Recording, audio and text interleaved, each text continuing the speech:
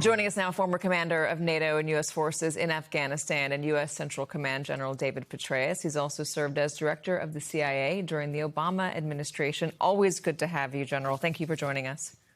Great to be with you. Thanks, Katie.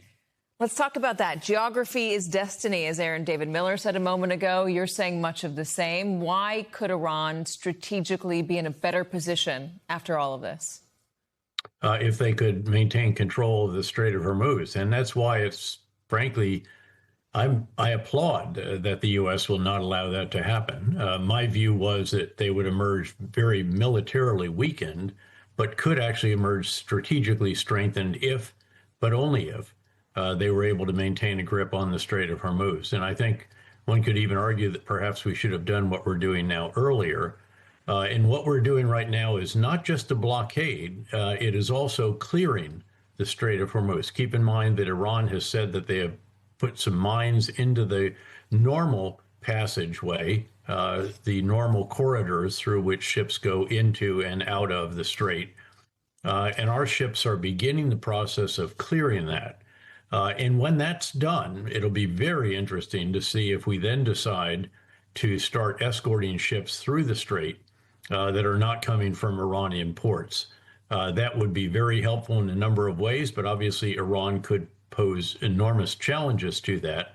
All they need to do is have a drone, or either aerial or maritime, by the way, or an anti-ship missile or some other action that undermines the confidence. And this is about confidence, not risk insurance at this point. I talked to the two leaders of the largest energy companies in the world a couple of weeks ago, and they said, we're not putting our crews in harm's way, regardless of whatever the risk insurance support might be.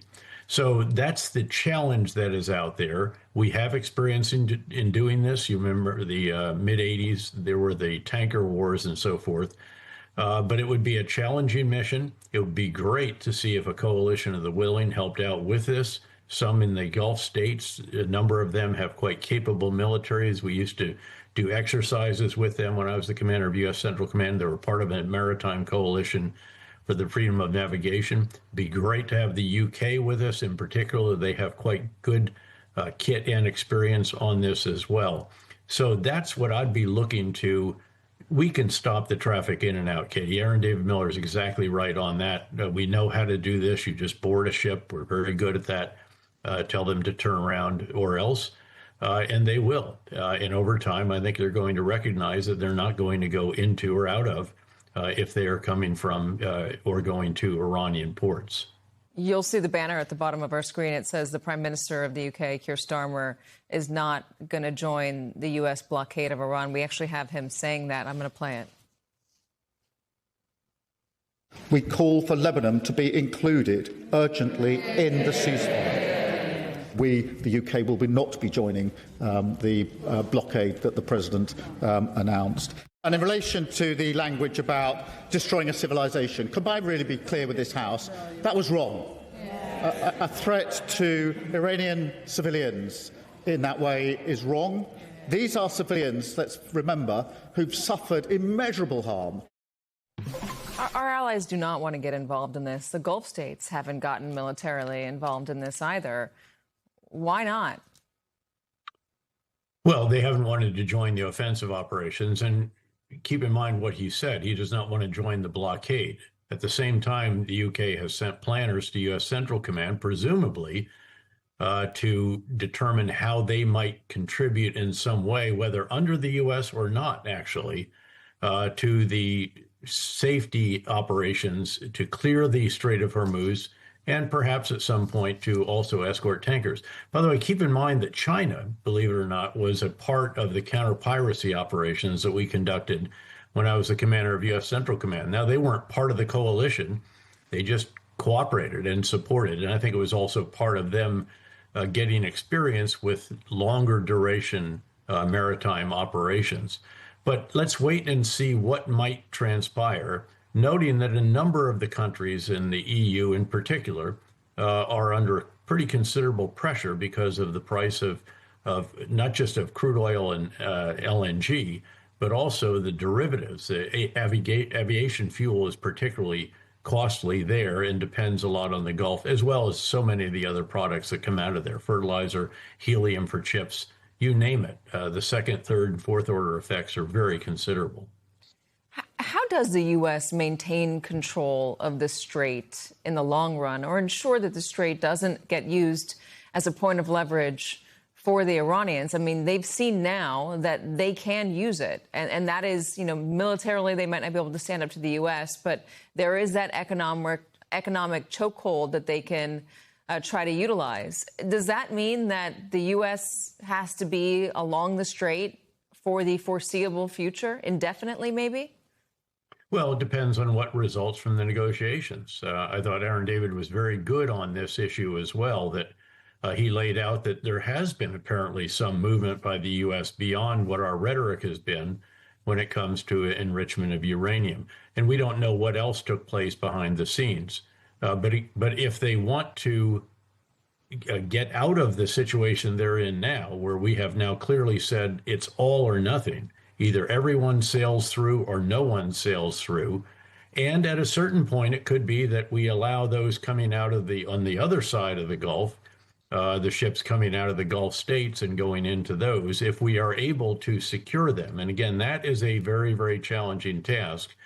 It will likely take the 2 aircraft carrier task forces that are there for the air power and other assets they bring, probably 8 to 10 frigates and destroyers, a variety of unmanned systems and other elements that will all be brought together to enable, if we actually decide to escort ships. Now, I'm not at all saying yet that that is likely, but I think it has to be in the minds of those at Central Command, noting that, of course, we have a Navy admiral as the commander of Central Command right now, only the second time that I can remember that in the history of CENTCOM. I'm just wondering if you can put the genie back in the bottle here. Once they have realized that they can leverage the Strait of Hormuz, that they can use it to their advantage, how do you ever really impose your will on Iran? I mean, how does the United States come out of a negotiation with them feeling confident in that deal? Well, you're going to have to structure it in a way that it is advantageous to both sides.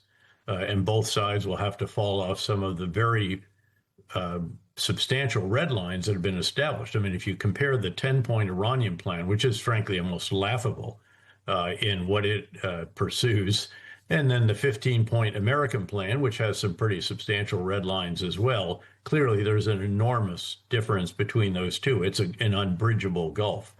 But if there can be resolution of this, now, I'm not saying that it's going to be achieved in any short amount of time. We may have to demonstrate that we are willing to do what it takes to continue the blockade on ships coming out of Iranian ports, and if we can, to free the Gulf, the rest of it, of any mines or other interruptions to it, and then secure vessels going in and out. Again, a very tall order, something with which we have experience, and that was difficult experience. I should just note that the very first ship escorted out of the Gulf during those tanker wars in the mid-1980s actually hit a mine. So this is very, very tough maritime business, and it'll take lots of assets beyond those on the sea. But it may prove doable, and it may actually prove necessary if we're to start getting the price of oil back down before the overall issues here are resolved at the negotiating table. I think what you said at the beginning there is key here. Will there be confidence in our ability to do those escorts, or confidence in the ability for any agreement to hold? General David Petraeus, always good to have you. Thank you for joining us. Thanks, Katie.